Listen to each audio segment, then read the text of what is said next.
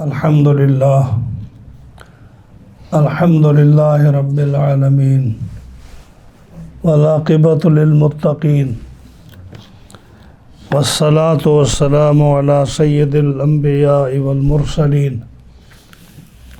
محمد وعلی آلہ وصحبہ اجمعین اما بعد فاعوذ باللہ من الشیطان الرجیم بسم اللہ الرحمن الرحیم وَلَقَدْ أَرْسَلْنَا نُوحًا وَإِبْرَاهِيمَ وَجَعَلْنَا فِي ذُرِّيَّتِهِمَا النُّبُوَّةَ وَالْكِتَابَ فَمِنْهُمْ مُهْتَدٌ وَكَثِيرٌ مِّنْهُمْ فَاسِقُونَ ثُمَّ قَفَّيْنَا عَلَىٰ آثَارِهِمْ بِرُسُلِنَا وَكَفَّيْنَا بِعِيسَى ابْنِ مَرْيَمَ وَآتَيْنَاهُ الْإِنْجِيلَ وَجَعَلْنَا فِي قُلُوبِ الَّذِينَ اتَّبَعُوهُ رَأْفَةً وَرَحْمَةً وَرَهْبَانِيَّةً ابْتَدَعُوهَا مَا كَتَبْنَاهَا عَلَيْهِمْ إِلَّا ابْتِغَاءَ رِضْوَانِ اللَّهِ فَمَا رَعَوْهَا حَقَّ رِعَايَتِهَا فَآتَيْنَا الَّذِينَ آمَنُوا مِنْهُمْ أَجْرَهُمْ وَكَثِيرٌ مِّنْهُمْ فَاسِقُونَ یا ایہا الذین آمنوا اتقوا اللہ وآمنوا برسولہ یؤتکم کفلین من رحمتہ ویجعل لکم نورا تمشون بہ ویغفر لکم واللہ غفور رحیم لئلا یعلم اہل الکتاب الا یقدرون علی شیء من فضل اللہ وَأَنَّ الْفَضْلَ بِيَدِ اللَّهِ يُؤْتِيهِ مَن يَشَاءُ وَاللَّهُ ذُو الْفَضْلِ الْعَظِيمِ صدق اللہ مولانا العظیم مولا یا صلی وسلم دائما ابدا علی حبیبک خیر الخلق کلہم فإن من جودک الدنیا وذرتها ومن علومک علم اللوح والقلم یا اکرم الخلق مالی من الوذ به سواک عند حلول الحادث الاممی محمد سید الکونین والثقلین والفریقین من عرب ومن عجمی دعمت دعته النصارى في نبيهم واحكم بما شئت مدحا فيه واحتكمي فمبلغ العلم فيه أنه بشر وأنه خير خلق الله كلهم جاءت لدعوته الأشجار ساجدة تمشي إليه على ساق بلا قدم ثم الرضا عن أبي بكر وعن عمر وعن علي وعن عثمان ذي الكرم فاغفر لناشدها واغفر لقارئها سألتك الخير يا ذا الجود والكرم مولا یا صلی وسلم دائما ابدا علی حبیبک خیر الخلق کلہم معززین حاضرین و سامعین کرام، جمعۃ المبارک کے اس ہفتہ وار درس قرآن میں اللہ تعالیٰ کے فضل و کرم سے آج 27واں پارہ جو ہے وہ ختم ہو گیا۔ آخری 4 آیات کریمہ سورۃ الحدید کی آیت نمبر 26، 27، 28، 29 ان 4 آیات کریمہ کا درس ہوگا انشاءاللہ، ترجمہ اور تفسیر عرض کریں گے۔ قرآن مجید کی 57 سورت جو ہے یہ ختم ہو جائے گی، 27واں پارہ ختم ہو جائے گا، 57 صورتیں ختم ہو جائیں گی۔ قرآن کریم کی پوری صورتیں 114 ہیں اور اس کا ہیف بنتا ہے 57۔ صورتوں کے حساب سے آدھی صورتیں ختم ہوں گی اور دیکھیں سپارے 27 ختم ہو جائیں گے۔ پچھلے 3 سپاروں میں 57 صورتیں ہیں اور پہلے 27 سپاروں میں 57 صورتیں جو آج ختم ہوئی۔ بارگاہ رب العزت سے یہ دعا ہے کہ رب تعالیٰ صحیح ترجمہ اور تفسیر عرض کرنے کی توفیق عطا فرمائے قرآن مجید کے نور سے مجھے اور آپ کے قلوب کو، سینوں کو، دماغ کو، زندگی کو منور فرمائے۔ قرآن مجید پڑھنے کی، اس کے سمجھنے کی، عمل کرنے کی توفیق اور محبت عطا فرمائے، اور قرآن کریم سے جو مسلمان کا رشتہ ہے اس کو اللہ تعالیٰ اور زیادہ ہمارے لیے مضبوط بنائے۔ یہ قرآن کریم کی تلاوت، اس کی عبادت، اس کی تفسیر اور ترجمہ اور اس کی ہدایت جو ہے، یا رب تعالیٰ اس کو ہمارا قبر میں اور حشر میں ہمارا ساتھی بنائے۔ آج کے درس میں ایک دو اہم باتیں انشاءاللہ العزیز عرض ہوگی۔ اللہ تعالیٰ ارشاد فرماتا ہے وَلَقَدْ أَرْسَلْنَا نُوحًا وَإِبْرَاهِيمَ وَجَعَلْنَا فِي ذُرِّيَّتِهِمَا النُّبُوَّةَ وَالْكِتَابَ فَمِنْهُم مُّهْتَدٍ وَكَثِيرٌ مِّنْهُمْ فَاسِقُونَ۔ آیت نمبر 26۔ فرمایا اور بے شک ہم نے حضرت نوح علیہ السلام اور حضرت ابراہیم علیہ السلام کو بھیجا۔ وَجَعَلْنَا فِي ذُرِّيَّتِهِمَا النُّبُوَّةَ والکتاب، اور ہم نے ان دونوں نبیوں، پیغمبروں اور رسولوں کی اولاد میں نبوت بھی رکھی ہے اور آسمانی کتاب بھی ان کی ذریت میں رکھی ہے۔ فَمِنْهُم مُّهْتَدٍ، ان میں سے کچھ لوگ تو وہ ہیں جو ان لوگوں میں جن کی طرف وہ نبی آئے، کچھ لوگ تو ہدایت پا گئے، ان کو راہ راست پہ آ گئے۔ وَكَثِيرٌ مِّنْهُمْ فَاسِقُونَ، اور ان میں سے بتیرے لوگ جو ہیں نا، اکثر لوگ وہ فاسق رہے۔ اس کا مطلب یہ ہے کہ اللہ تعالیٰ جل شانہ نے نبوت کا سلسلہ آدم علیہ السلام سے شروع کیا۔ آدم علیہ السلام تقریباً 1000 سال آپ کی عمر شریف تھی، اور 960 سال آپ زندہ رہے، 40 سال آپ نے اپنے بیٹے حضرت داؤد علیہ السلام کو دے دیے۔ تو آپ کی اولاد جو ہے غالباً جب آپ کا وصال شریف ہوا تو اس وقت آپ کی اولاد میں پوتے، نواسے، دوتے جتنے بھی تھے 37,000 کے قریب تھے۔ سبحان اللہ۔ اور حضرت آدم علیہ السلام کے بعد آپ کے صاحبزادے حضرت شیس علیہ السلام نبی تھے، پھر ان کی اولاد میں حضرت ادریس علیہ السلام نبی تھے۔ اسی طرح چلتے چلتے حضرت نوح علیہ السلام کا زمانہ آیا۔ نوح علیہ السلام کو آدم ثانی کہا جاتا ہے، کیونکہ نوح علیہ السلام کے زمانے میں جب طوفان آیا تو سارے لوگ، ساری مخلوق جو تھی، جو کافر تھے، وہ ختم ہو گئے، ہلاک ہو گئے۔ اور نوح علیہ السلام کے جو فالورز تھے وہ 80 تھے، یا جتنے بھی کم و بیش روایتیں آتی ہیں، میکسیمم 80 بتایا جاتا ہے۔ وہ 80 آدمی زندہ رہے۔ جب وہ زمین پر اترے تو حضرت نوح علیہ السلام اور ان کی اولاد کی اولاد آگے شروع ہوئی۔ تو نوح علیہ السلام جو ہیں ان سے پھر جو ہے نا سارا سلسلہ اولاد نوح کا شروع ہوا، اور اس وقت سارے مسلمان تھے جب وہ کشتی سے اترے۔ اس کے بعد اللہ فرماتا کہ ہم نے نوح علیہ السلام کو بھیجا، اور اس کے بعد حضرت نوح علیہ السلام کے صاحبزادے جو تھے وہ بھی نبی تھے، ان کا نام نہیں ذکر کیا۔ پھر ان کی اولاد میں آگے نبی آئے، تو کافی انبیاء ان کی اولاد میں تشریف لائے۔ تو ظاہر ہے کہ جب سارے کافر ختم ہو گئے تھے تو اس کے بعد جتنے بھی نبی آئے وہ کس کی اولاد تھے؟ حضرت نوح علیہ السلام کی۔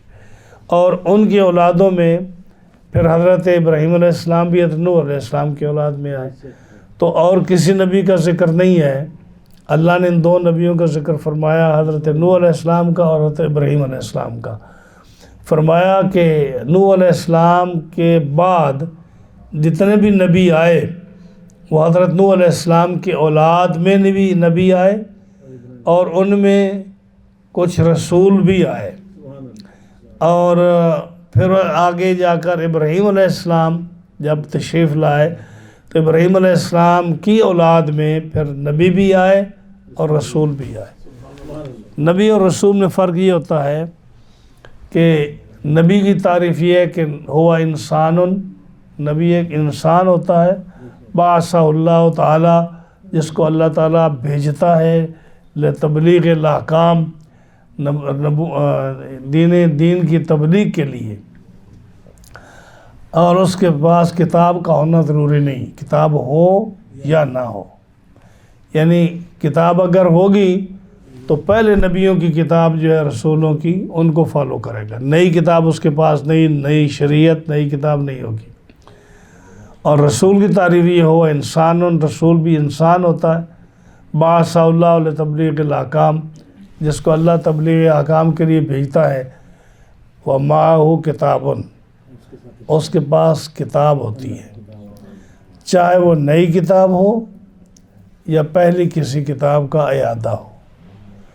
تو اب نبیوں کی تعداد جو ہے ایک حدیث کے مطابق 1,24,000، ایک حدیث کے مطابق 1,40,000، ایک حدیث کے مطابق 2,40,000 یا 24,000، اللہ بہتر جانتا ہے، کم و بیش جتنے بھی ہیں۔ رسولوں کی تعداد 313 یا 315 بھی آئی ہے۔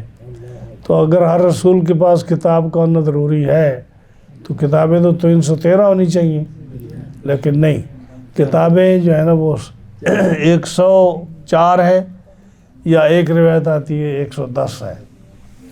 اگر 104 ہوں تو 4 بڑی کتابیں ہیں، تورات، زبور جس کو اولڈ ٹیسٹمنٹ کہتے ہیں، اور ایک جو ہے نیو ٹیسٹمنٹ جس کو انجیل بولتے ہیں، گاسپل جو ہوتے ہیں، اور ایک قرآن کریم ہے جو رسول اللہ صلی اللہ علیہ وسلم پر نازل ہوا۔ یہ 4 بڑی کتابیں ہیں، اور 100 جو ہے یہ چھوٹے صحیفے ہیں، سکرپچر جن کو بولتے ہیں، چھوٹی کتابیں جو اس وقت لوگ تھوڑے ہوتے تھے تو احکام بھی تھوڑے آئے، اور بعض روایت کے مطابق 106 صحیفے ہیں۔ تو پھر ابراہیم علیہ السلام کے بعد، نوح علیہ السلام کے بعد جتنے نبی آئے ان میں جیسے مشہور نبی حضرت ہود علیہ السلام، حضرت صالح علیہ السلام، ان کی شریعت مستقلہ تھی، انڈیپینڈنٹ شریعت تھی ان کی دونوں کی، لیکن ان کے پاس کتاب نازل نہیں ہوئی، یہ نبی تھے۔ اسی طرح جو ہے اور نبی جو حضرت نوح علیہ السلام کی اولاد میں آئے، جیسے آپ کی اولاد جو تھی، آپ کے 3 بیٹے تھے، حام، سام، حام، یافس، ان کے پاس بھی کتاب نہیں تھی، صحیفے آئے ان کے پاس، یا پہلے نوح علیہ السلام کے صحیفوں پر عمل کرتے رہے، اور بھی انبیاء آئے۔ اور اسی طرح پھر ابراہیم علیہ السلام تشریف لائے، آپ کے پاس بھی صحیفے آئے، 10 صحیفے آپ پر نازل ہوئے، آپ رسول بھی تھے، نبی بھی تھے، اور آپ کی اولاد میں پھر جتنے بھی ابراہیم علیہ السلام کے بعد جتنے بھی نبی آئے، آلموسٹ 70,000 نبی، یہ سارے سیدنا ابراہیم علیہ السلام کی اولاد میں آئے۔ ایک مقام پر ایک تو یہاں فرمایا نا کہ نوح علیہ السلام اور ابراہیم علیہ السلام کی اولاد میں نبوت اور کتاب رکھی ہم نے۔ سورہ عنکبوت میں بھی آیا وَجَعَلْنَا فِي ذُرِّيَّتِهِ النُّبُوَّةَ، کہ ہم نے نبوت ابراہیم علیہ السلام کی اولاد میں رکھی۔ تو کوئی بھی نبی ابراہیم علیہ السلام کے بعد حضرت ابراہیم علیہ السلام کی اولاد سے باہر نہیں آیا۔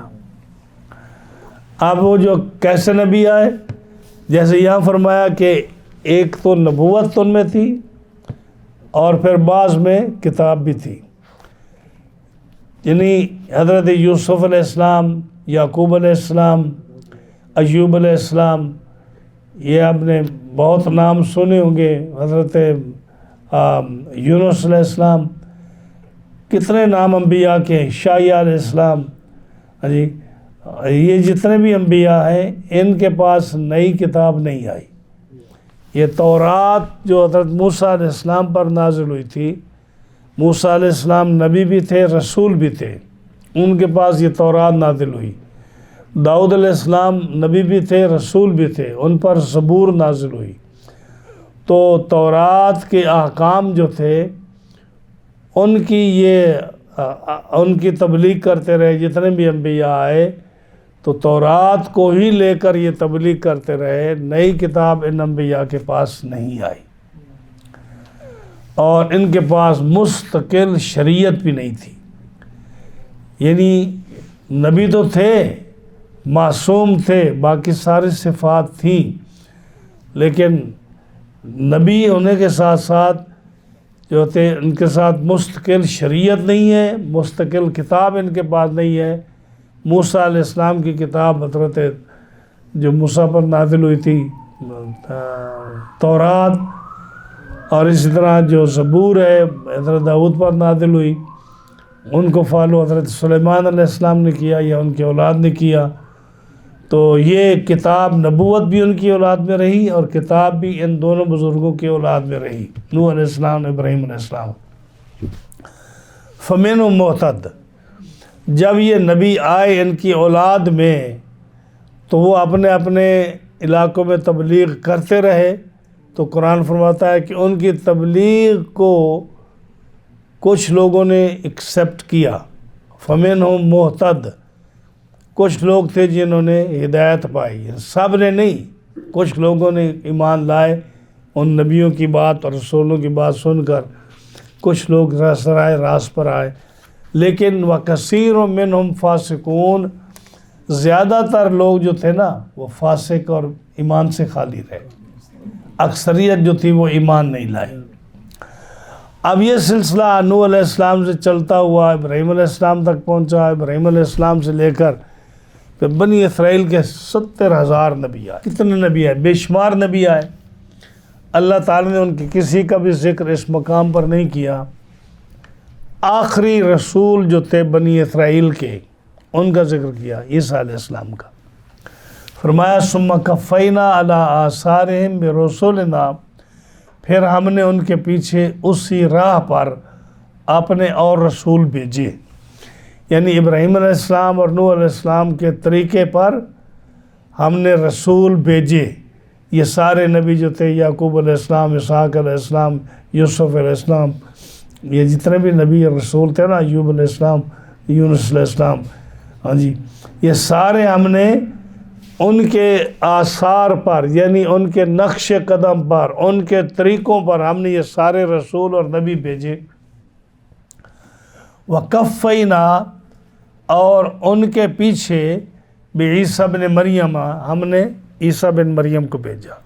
عیسیٰ بن مریم رسول ہے، کہ ہر نبی رسول ہوتا ہے، اور ہر رسول نبی ہوتا ہے، اور ضروری نہیں کہ ہر نبی رسول ہو، نبی ہو رسول نہیں ہوتا، کچھ نبی بھی ہوتے ہیں رسول بھی ہوتے ہیں۔ عیسیٰ علیہ السلام نبی بھی تھے، رسول بھی تھے، ہاں جی، اور کچھ صرف نبی ہوتے ہیں، جیسے ہارون علیہ السلام نبی تھے، رسول نہیں تھے، موسیٰ علیہ السلام رسول بھی تھے، نبی بھی تھے۔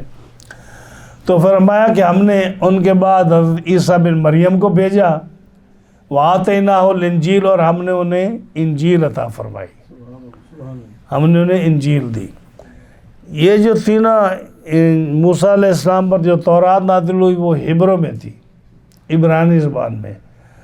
حضرت عیسیٰ علیہ السلام بعد میں آئے، ان پر جو کتاب نازل ہوئی تو وہ سریانی زبان میں تھی۔ یہ انجیل جو تھی یہ سریانی زبان میں تھی، جو فرشتوں کی زبان ہے، اور جو جنتیوں کی زبان ہوگی سریانی زبان، اور عالم ارواح کی زبان جو ہے روحوں کی، یہ سریانی زبان ہے، اور انجیل بھی اس میں تھی۔ تو آج تورات تو ہبروں میں ہے، مل جاتی ہے آپ لوگوں کو، لیکن سریانی زبان میں انجیل نہیں ہے۔ تو اس کا مطلب یہ کہ کسی عیسائی کے پاس جو ہے نا اصل کتاب نہیں ہے، جو مسلمانوں کے پاس عربی اصل کتاب ہے جس میں قرآن نازل ہوا۔ آگے فرمایا کہ جب ہم نے عیسیٰ علیہ السلام کو بھیجا اور عیسیٰ بن مریم کو ہم نے انجیل عطا فرمائی، وَجَعَلْنَا فِي قُلُوبِ الَّذِينَ اتَّبَعُوا رَأْفَةً وَرَحْمَةً، اللہ نے ایسا کرم فرمایا کہ ان کے دلوں میں عیسیٰ علیہ السلام کے جو ماننے والے تھے، صحیح ٹرو ہواری جو تھے، ان کے فالوور، ان کے دلوں میں ہم نے نرمی اور رحمت رکھی۔ یعنی عیسائیوں کی تعریف رب تعالیٰ نے فرمائی کہ جو عیسیٰ علیہ السلام کے فالوور تھے ان کے دل نرم تھے اور رحمت اور رافت ان میں رکھی۔ رافت یعنی نرمی، کہ کسی پر سختی نہیں کرتے تھے، درگزر کرتے تھے، کسی کو تکلیف ہوتے تو اس کو درگزر کرتے اس پر، اور رحمت رکھی کہ کسی کے ساتھ زیادتی نہیں کرتے تھے، لوگوں کی مدد کرتے تھے، ان کی ہیلپ کرتے تھے۔ تو ہم نے ان عیسائیوں کے دلوں میں ہم نے رافت اور رحمت رکھی۔ اس لیے آج بھی اگر آپ دیکھتے ہیں تو پوری دنیا میں جو عیسائی ہیں یہ اگرچہ اپنے مذہب اور عقیدے سے دور چلے گئے ہیں، لیکن جو نرمی اور جو ان کے دلوں میں لوگوں کے ساتھ تعاون اور نرم دلی ہے یا تعاون ہے لوگوں کے ساتھ، مخلوق کے ساتھ، وہ باقی مذاہب سے، یعنی جو دیگر مذاہب ہندو ہو گئے یا یہودی ہو گئے یا اس طرح کے لوگ بے دین، ان سے ان کے دلوں میں رافت اور رحمت زیادہ ہے، یہ قرآن نے فرمایا ہے۔ وَرَهْبَانِيَّةً ابْتَدَعُوهَا، اور ان میں ایک تو نرمی اور رحمت تھی، اور فرمایا پھر یہ راہب بن گئے۔ ابتدعوها، انہوں نے یہ اپنی طرف سے ایک نئی بات نکالی، ما كتبناها علیہم، جو ہم نے ان پر فرض نہیں کی تھی، یہ رہبانیت، الا ابتغاء رضوان اللہ، اور مگر انہوں نے اپنے اوپر جو فرض کر لیا، ہم نے فرض نہیں کیا تھا، انہوں نے اپنے اوپر یہ رہبانیت فرض کر لی، ہم نے ان پر مقرر نہیں کی تھی۔ ہاں جی، یہ بدعت جو ہے یہ رہبانیت والی، الا ابتغاء رضوان اللہ ہے، مگر انہوں نے یہ اللہ کی رضا چاہنے کے لیے اپنے اندر یہ رہبانیت جو ہے یہ اختیار کر لی۔ جب رہبانیت اختیار کی تو فما رعوها حق رعایتها، انہوں نے پھر اس کی رعایت نہیں کی، اس پر عمل نہیں کیا جیسا ان کو اس پر عمل کرنے کا حق تھا یا رائٹ تھا یا ان کو کرنا چاہیے تھا، انہوں نے پھر اس پر عمل نہیں کیا۔ فَآتَيْنَا الَّذِينَ آمَنُوا مِنْهُمْ أَجْرَهُمْ، پھر ہم نے کیا کیا کہ تو ان میں سے جو ایمان والے تھے، جو ایمان لائے عیسائیوں میں، ہم نے ان کو اس کا اجر دیا۔ وَكَثِيرٌ مِّنْهُمْ فَاسِقُونَ، لیکن اکثر جو تھے نا ان میں وہ فاسق رہے عیسائیوں میں۔ اب میں آپ کو اس کی تفصیل بتاتا ہوں۔ جب عیسیٰ علیہ السلام تشریف لائے، ان پر کتاب نازل ہوئی، لوگ آپ کے مذہب کو اختیار کیا لوگوں نے، تو عیسائی لوگ جو تھے یہ ظاہر ہے جیسے نبی کی باتوں پر عمل کرتے ہیں، عیسائیوں نے عیسیٰ علیہ السلام کی باتوں پر عمل کیا اور بڑے نیک اور نبی کے فالور بن گئے بہت تعداد میں۔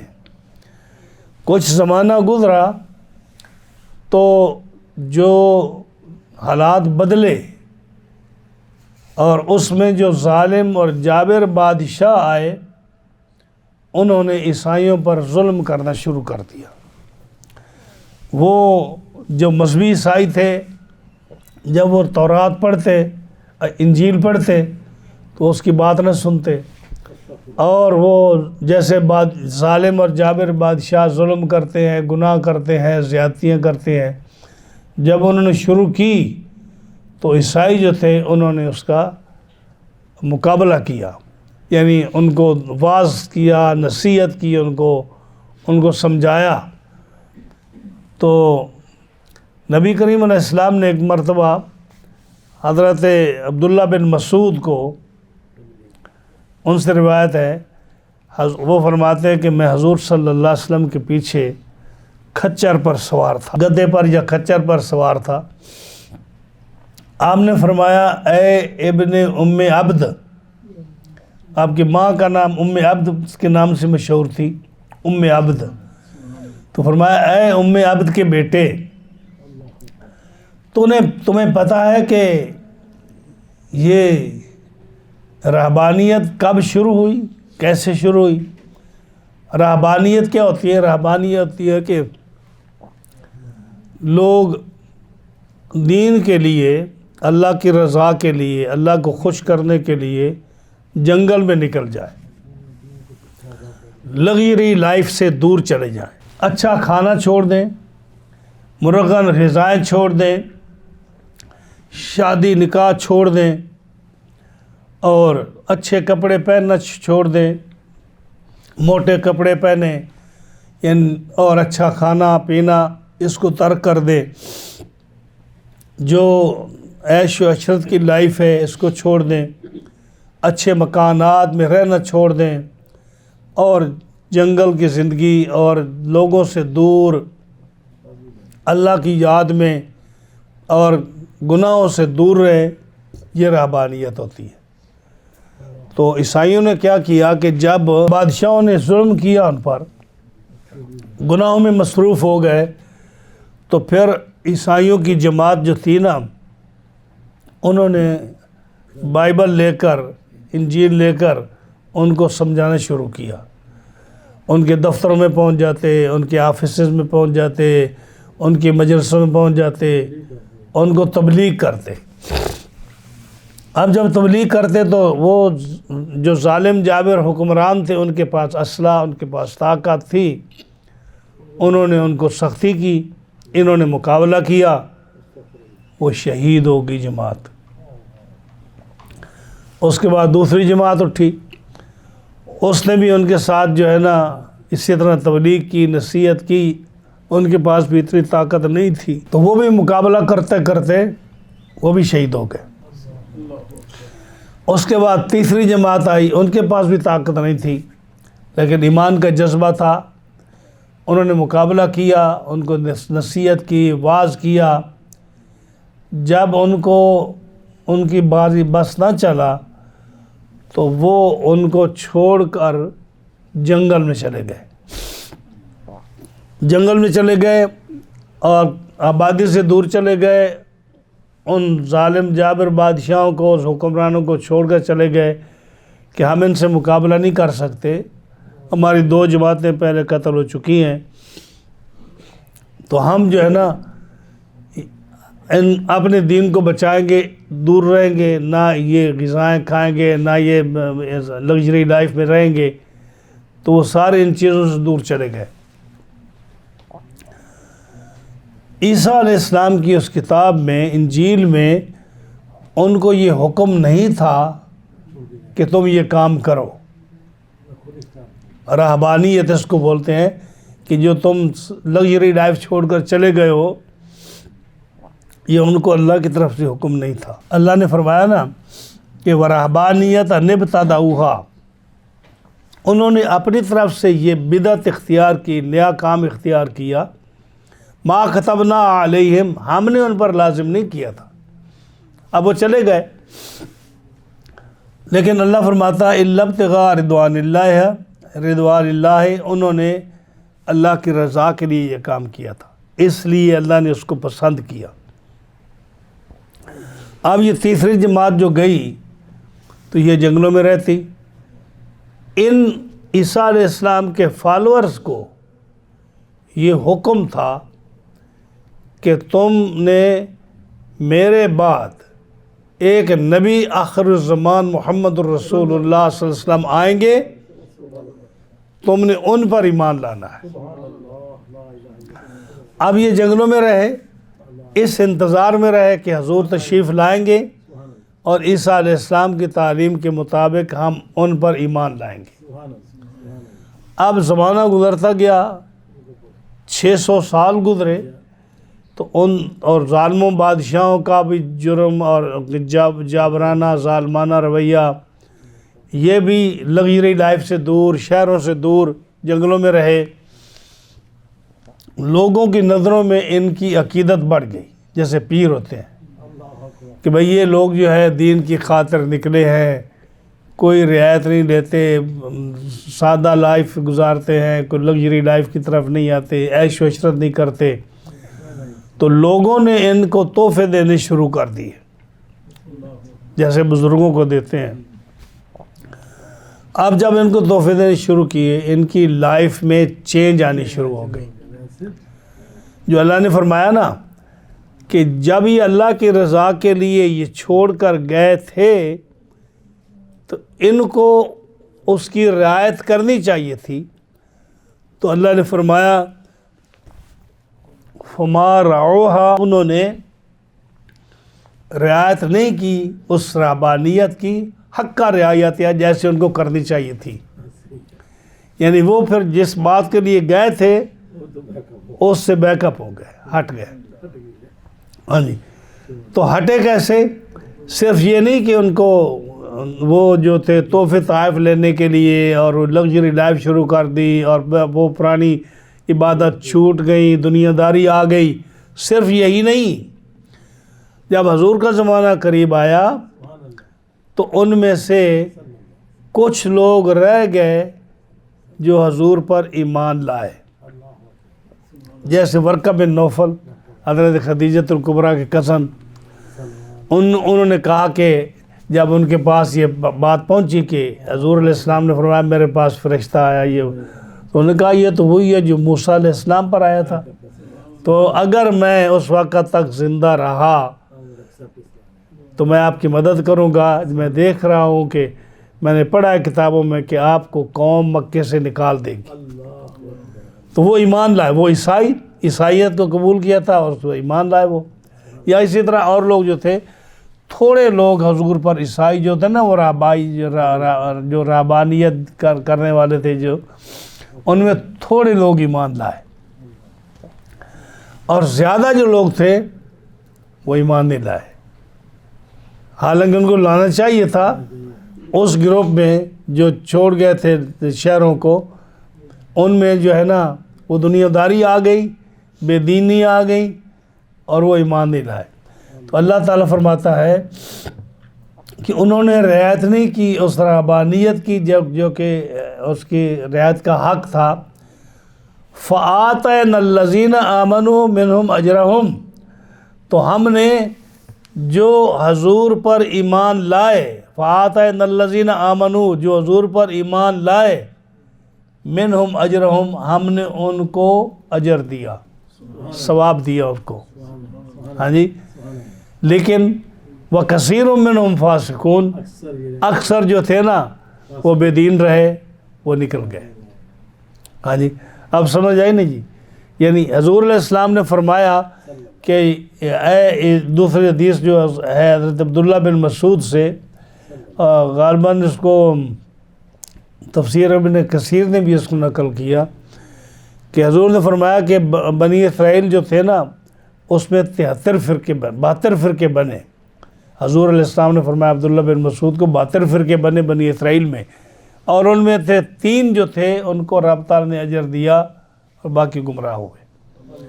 ان تینوں کا ذکر یہ فرمایا جو میں نے آپ کو کہا کہ عیسیٰ علیہ السلام کی تعلیم پر جو عیسائی عمل کرتے تھے، جب ظالم جابر حکمران آئے تو انہوں نے خلاف شرع کام شروع کر دیے، اور عیسائی پڑھے لکھے علماء اور زعماء نے جب ان کو اپروچ کیا تو انہوں نے ان کو بے عزتی کی، ان کو قتل کیا، ان کو قید کیا، جماعت ختم ہو گئی۔ فرمایا ایک وہ گروہ جو ہے نا اس کو نجات رب تعالیٰ نے عطا فرمائی، جو شہید ہو گئے۔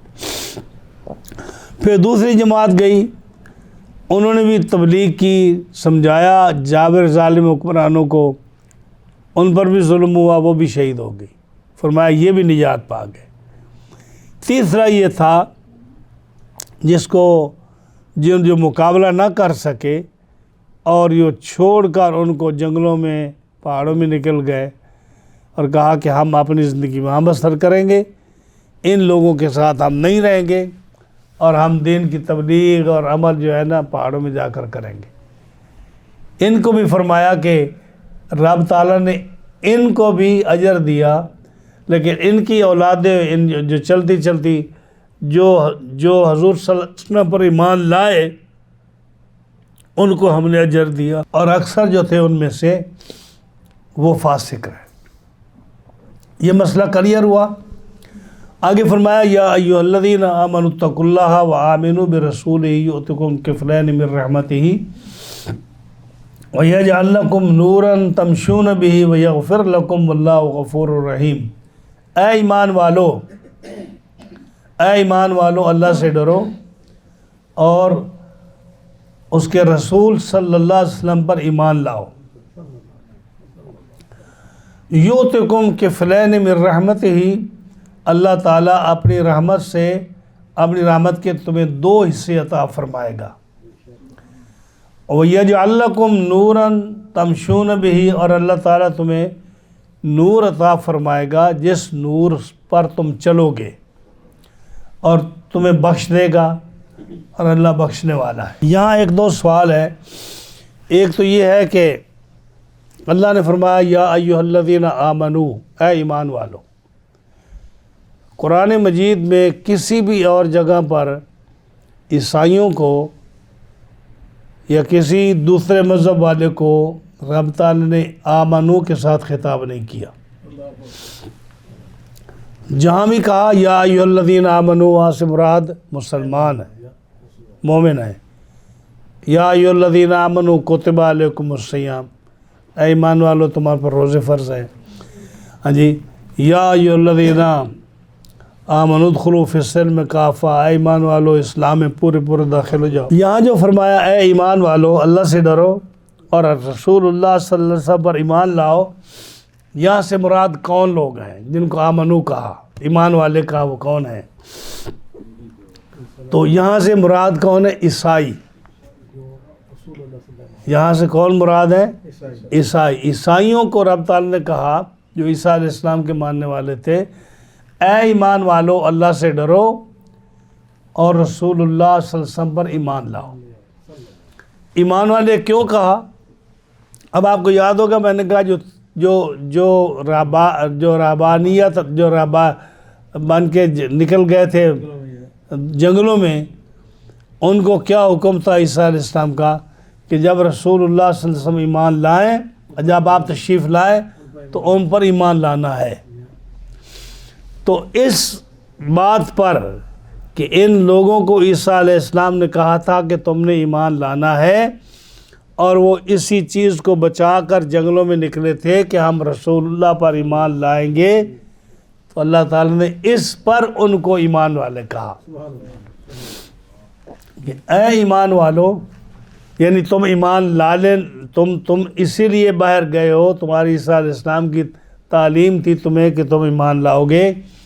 رب نے فرمایا اے ایمان والو اللہ سے ڈرو، اور جب میرا رسول آئے تو اس پر تم ایمان لاؤ۔ جب تم ایمان لاؤ گے تو اللہ تمہیں 2 اجر دے گا۔ یؤتکم کفلین من رحمتہ، اپنی رحمت کے 2 حصے تمہیں عطا فرمائے گا۔ 2 حصے عطا فرمائے، وہ کون سے؟ کہ ایک تم عیسیٰ علیہ السلام پر ایمان لائے اور دوسرا محمد رسول اللہ پر ایمان لائے۔ تو جو بھی آدمی غیر مسلم سے اسلام لاتا ہے، وہ اگر یہودی ہے تو اس کو ایک ایمان کا حصہ ملے گا موسیٰ علیہ السلام پر ایمان لانے کا یا انبیاء پر ایمان لانے کا، اور دوسرا اجر اس کو ملے گا رسول اللہ صلی اللہ علیہ وسلم پر ایمان لانے کا۔ اگر وہ عیسائی ہے تو اس کو ایک اجر ملے گا عیسیٰ علیہ السلام پر ایمان لانے کا، اور دوسرا اجر ملے گا رسول اللہ صلی اللہ علیہ وسلم پر ایمان لانے کا۔ یہ فرمایا یؤتکم کفلین من رحمتہ، تم جب اے ایمان والو اللہ سے ڈرو اور اس کے رسول صلی اللہ علیہ وسلم پر ایمان لاؤ، اللہ تمہیں اپنی رحمت کے 2 حصے عطا فرمائے گا۔ ایک تو یہ بات ہو گئی۔ دوسرا یجعل لکم نورا تمشون بہ، جو اللہ کا وعدہ ہے کہ پل صراط پر مومن کو نور ملے گا، جس نور کی روشنی میں وہ پل صراط کا سفر طے کرے گا۔ اللہ فرماتا ہے یجعل لکم نورا، اللہ تمہیں وہ نور عطا فرما دے گا، تمشون بہ، تم اس نور کی روشنی میں پل صراط طے کرو گے۔ وَيَغْفِرْ لَكُمْ، اور تمہیں رب تعالیٰ بخش دے گا۔ کیا بخشے گا؟ یعنی تمہارے جتنے گناہ اسلام سے پہلے ہیں، جو تم نے پہلی لائف میں کیے ہیں، جب تم رسول اللہ پر ایمان لاؤ گے، صلی اللہ علیہ وسلم پر کلمہ پڑھو گے، تو تمہارے وہ سارے پہلے گناہ معاف ہو جائیں گے، کیونکہ ان الاسلام یہدم ما قبلہ، اسلام جب کوئی آدمی لاتا ہے تو اس کے پہلے سارے گناہ معاف ہو جاتے ہیں۔ واللہ غفور الرحیم، اللہ بخشنے والا ہے، تمہارے سارے گناہ بخش دے گا۔ اب یہاں کیا ہوا کہ جب اللہ نے یہ فرمایا کہ جو تم رسول اللہ پر ایمان لاؤ گے تو تمہیں 2 اجر ملیں گے، اور اگر تم ایمان نہیں لاؤ گے تو تمہارا جو پہلا اجر ہے نا، ایک نبی پر جو تم ایمان لائے ہو، وہ بھی ختم ہو جائے گا۔ ان لوگوں نے کہا کہ کوئی بات نہیں، اگر ہم رسول اللہ صلی اللہ علیہ وسلم پر ایمان نہ لائے تو کوئی بات نہیں، ہمارے پاس 1 اجر تو ہے، جیسے مسلمانوں کے پاس 1 اجر ہے کہ وہ رسول اللہ پر ایمان لائے۔ تو کہنے لگے کہ ہم بنی اسرائیل کے انبیاء پر ایمان لائے، عیسیٰ علیہ السلام پر ایمان لائے، تو ہمارے پاس 1 اجر تو ہے نا، اگر دوسرا نہ ملے تو کوئی حرج نہیں۔ اللہ فرماتا ہے کہ نہیں، اگر تم ایمان لاؤ گے میرے رسول پر تمہیں 2 اجر ملیں گے، اور اگر تم ایمان نہ لائے تو تمہارا پہلا بھی ختم۔ کیوں کہ یہ فضل جو ہے نا، یہ اللہ تعالیٰ نے جو مہربانی فرمائی ہے تمہارے اوپر کہ تمہیں 2 اجر ملے ہیں، یہ اللہ کا فضل ہے، اور اس کا فضل اس کے ہاتھ میں ہے۔ تم زبردستی اس سے نہیں لے سکتے کہ تم ایمان بھی نہ لاؤ اور کہو کہ جو پہلا اجر ہے ہم اس پر ایمان لاتے ہیں اور ہمارے پاس ایک فضل ہے، ایک اجر ہے۔ یہ جو فضل اللہ کا یہ اس کے ہاتھ میں ہے، وہ جس کو چاہتا ہے اس کو دیتا ہے، زبردستی تم اس سے نہیں لے سکتے۔ کیا فرمایا؟ اللہ تمہیں 2 اجر دے گا، اور تمہارے لیے نور پیدا فرمائے گا جس پر تم چلو گے۔ اللہ تعالیٰ تمہیں بخش دے گا کیونکہ وہ بخشنے والا ہے۔ لِأَلَّا يَعْلَمَ أَهْلُ الْكِتَابِ أَلَّا يَقْدِرُونَ عَلَى شَيْءٍ مِّن فَضْلِ اللَّهِ، یہ اس لیے کہ اہل کتاب کافر جان لیں کہ اللہ کے فضل پر ان کا کوئی کنٹرول نہیں۔ وہ جو کہتے تھے کہ ہمیں 1 اجر ہمارے پاس ہے، ہمیں دوسرا نام ہی میرے، بھائی تمہارے پاس کوئی کنٹرول نہیں اللہ کے فضل کا۔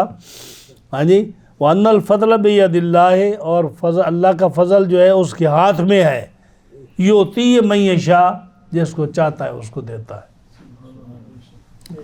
وَاللَّهُ ذُو الْفَضْلِ الْعَظِيمِ، اللہ بڑے فضل والا ہے۔ اب یہاں دیکھیں، یہ جو ہے نا رہبانیت، اس میں بہت سارے لوگ آپ کو مختلف، یہ حدیث بھی ہے کہ حضور صلی اللہ علیہ وسلم نے فرمایا لا رہبانیت فی الاسلام۔ یہ جو عیسائی نکل گئے تھے نا جنگلوں میں اور لگژری لائف چھوڑ گئے تھے، رہبانیت اختیار کر لی تھی، یعنی لگژری لائف سے دور نکل گئے اور چلے گئے۔ حدیث پاک آتی ہے کہ اسلام میں رہبانیت نہیں ہے، لیکن میں آپ کو تھوڑی وضاحت کر دوں، اس کی تھوڑی تفصیل آپ کو سمجھ آ جائے۔ اس کے 3 حصے ہیں۔ ایک حصہ یہ کہ اگر کوئی آدمی رہبانیت اسلام میں جو ہے داخل کرتا ہے اور لگژری لائف کو چھوڑتا ہے، ایک اس کی صورت یہ ہے کہ وہ یہ جو چیزیں جو رب تعالیٰ کی چیزیں حلال کی ہوئی ہیں ان کو کہے کہ یہ حرام ہے. مثلا یہ جتنی آپ اچھی غذائیں کھاتے ہیں، پاکیزہ غذائیں کھاتے ہیں، اور مشروبات ہیں، مطعومات ہیں، کھانے پینے کی جو لذیذ چیزیں ہیں، یہ اسلام میں حرام تو نہیں ہے. یہ اسلام میں حرام نہیں ہے. ایک آدمی وہ کہتا ہے جی میں گوشت نہیں کھاؤں گا، میں سبزی نہیں کھاؤں گا، میں جو ہے تر چیزیں نہیں کھاؤں گا، میں یہ نعمتیں جو ہے میٹھی چیزیں یہ نہیں کھاؤں گا. اس کی کیا وجہ ہے؟ اگر وہ یہ کہتا ہے کہ یہ حرام ہے تو یہ کیا ہے؟ اللہ نے فرمایا یا ایھا الذین آمنوا لا تحرموا من طیبات ما احل اللہ لکم. اے ایمان والو، پاک چیزوں کو حرام نہ کہو جو اللہ نے تمہارے لیے پیدا فرمائی ہے.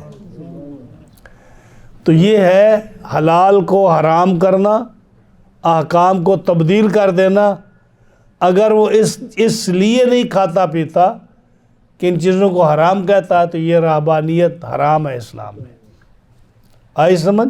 ایک اور چیز ہے کہ کسی چیز کو نہ کھانا لیکن اس کو کسی خاص وجہ سے نہ کھانا، یہ دوسری قسم ہے. مثال کے طور پر آپ کے لیے جو ہے گائے کا گوشت، بھینس کا گوشت لوگ کتنے شوق سے کھاتے ہیں، لیکن اگر ایک آدمی نہیں کھاتا کہ میری صحت نہ خراب ہو جائے، حرام نہیں کہتا اس کو، نہیں کھاتا. شوگر ہے، میٹھے جوس ہیں، یہ مطلب کتنے لذیذ ہیں، اللہ کی نعمتیں ہیں، ایک آدمی نہیں پیتا کہ میری صحت خراب نہ ہو جائے. آپ کیا کہتے ہیں کہ یہ حرام، یہ اس کے لیے منع ہے؟ یعنی اس میں تو کوئی ممانعت نہیں ہے نا. ہاں جی. اسی کی طرح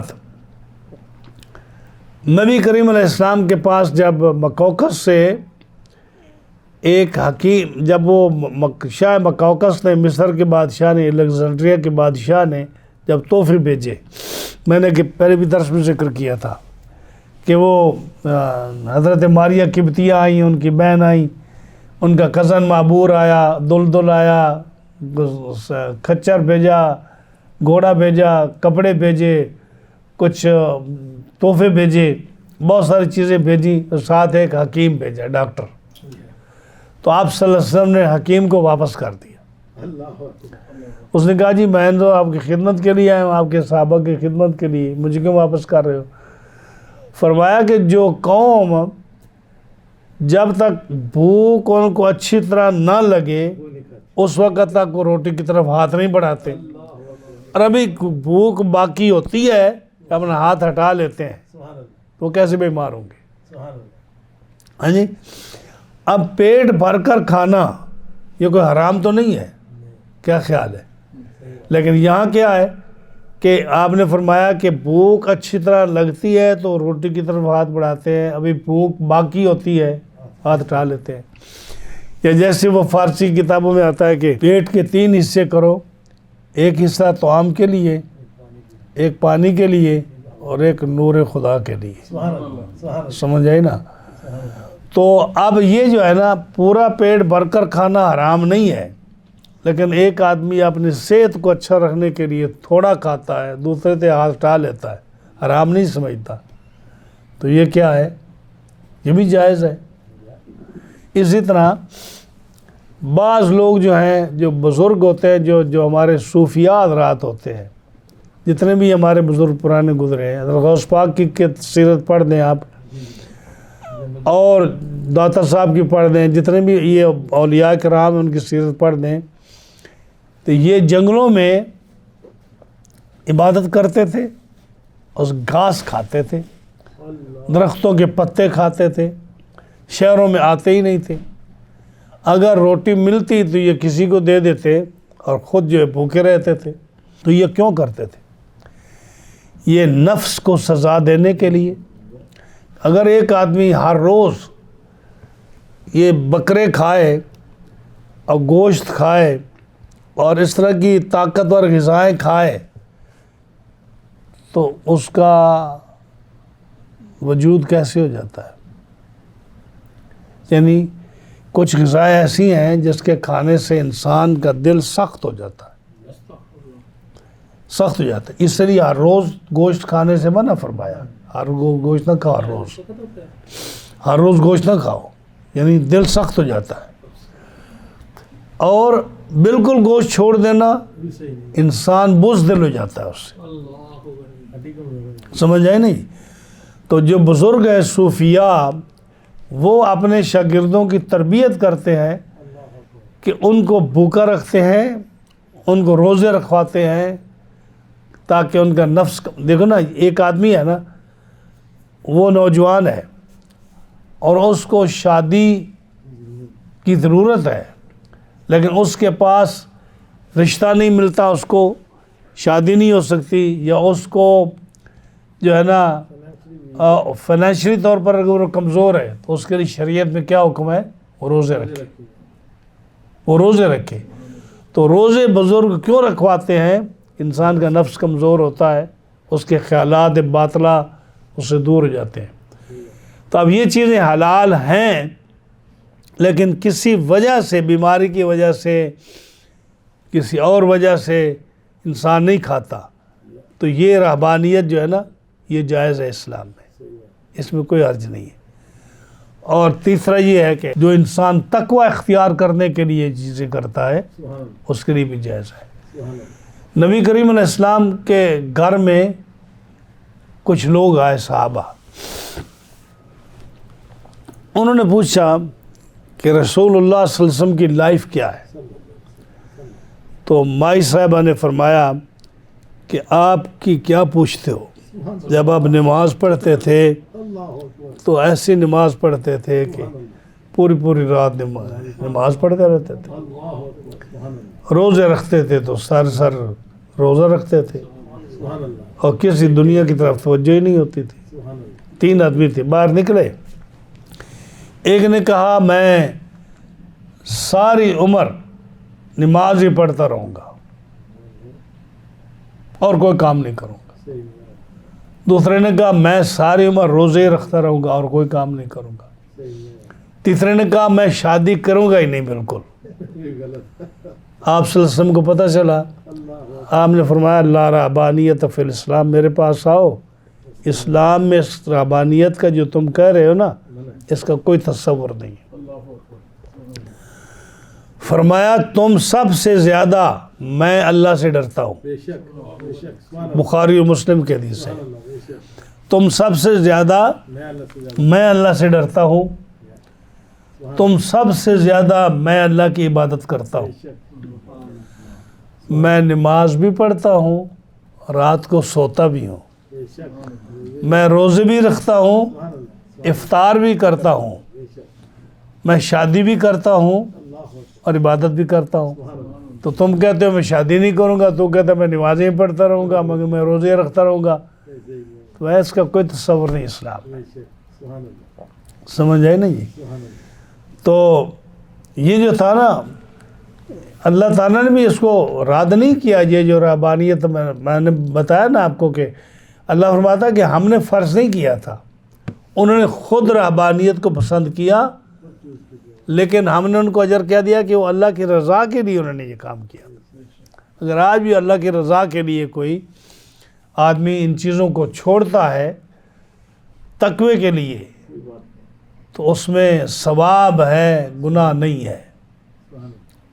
ہاں جی، کچھ لوگ یہ سوچتے ہیں نا جی یہ حلال چیزیں ہیں جی، ان کو خوب استعمال کرو جی، کھاؤ پیو موجیں کرو. ہاں جی، یہ سب کچھ ہے، لیکن آپ کو پتہ ہے کہ ایک آدمی جو ہے، جب حضرت عمر فاروق رضی اللہ تعالیٰ عنہ فلسطین کی طرف گئے آزاد کرانے کے لیے، تو آپ کے جبے پر 17 پیوند لگے ہوئے تھے.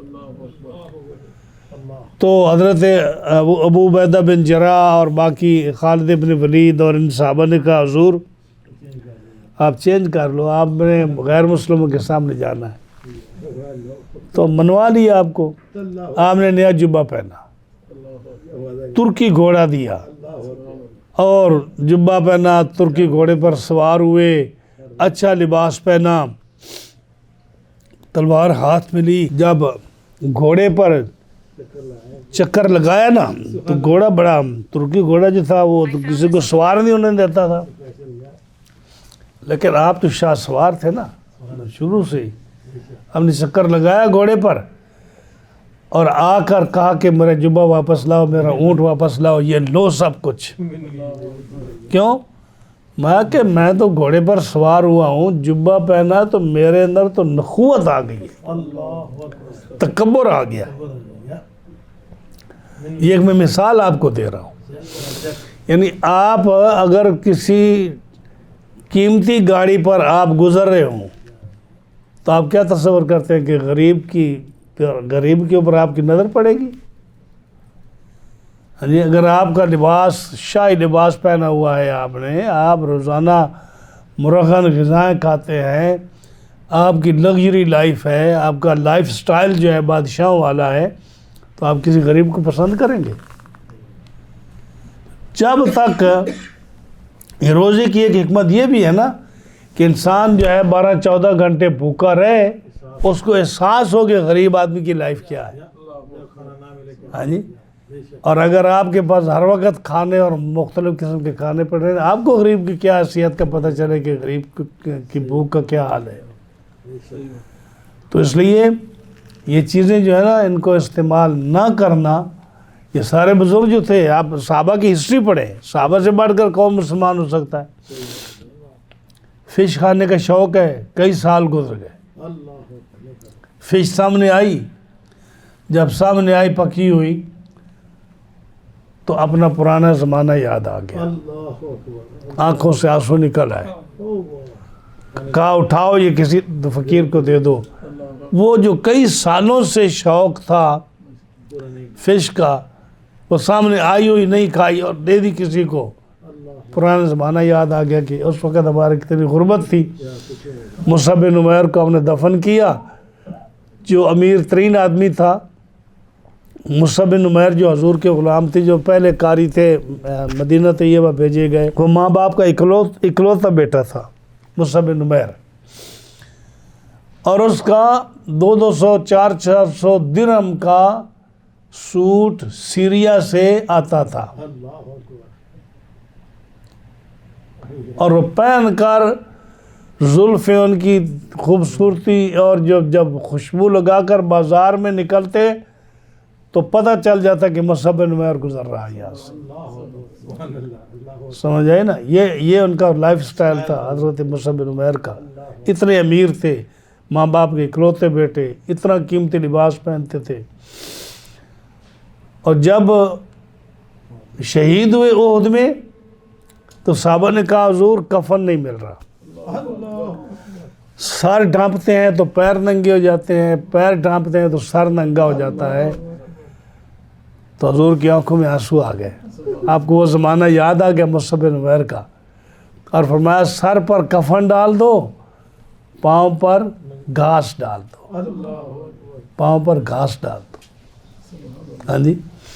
یہ صحابہ کی لائف ہے جو انہوں نے اسلام کو پسند فرمایا، اور ایسا پسند کیا کہ پھر ان کو دنیا کی کوئی حاجت نہ رہی. ہاں جی. تو اس لیے ہر وقت انسان کو اس لگژری لائف میں نہیں رہنا چاہیے. کبھی تھوڑا سا نیچے اتر کر 2-4 قدم وہ غربت میں بھی اس کو دیکھ لینا چاہیے کہ غریبوں کا کیا حال ہے. ہاں جی. نبی کریم علیہ السلام نے یہی فرمایا نا کہ اللہم احیینی مسکینا و امیتنی مسکینا واحشرنی فی زمرۃ المساکین. اے اللہ مجھے زندہ رکھ تو مسکینی کی حالت میں، مجھے موت آئے تو مسکینی کی حالت میں، اور مجھے جب قیامت کے اندر اٹھائے گا تو مسکینوں کے گروہ میں اٹھانا. کیونکہ غریب آدمی امیر آدمی سے 500 سال پہلے جنت میں جائے گا. تو یہ جو ہے نا رہبانیت، یہ اسلام میں نہیں ہے. اسلام میں تو یہ ہے کہ انسان جو ہے اگر ان چیزوں کو چھوڑتا ہے تو کسی مقصد کے لیے چھوڑتا ہے، تقوی اختیار کے لیے، اس کو حرام نہیں سمجھتا. یہ تھا آج کا درس. 57 صورتیں ماشاءاللہ ہو گئی، 27 پارے ختم ہو گئے۔ زندگی رہی تو انشاءاللہ اگلا درس جو ہے سورۃ مجادلہ کا سورۃ 58 28واں پارہ انشاءاللہ شروع ہوگا۔ اللہ کی بارگاہ میں یہ دعا ہے کہ رب تعالیٰ صحت عطا فرمائے اور قرآن مجید جو ہے بیان کرنے کی توفیق عطا فرمائے رب تعالیٰ۔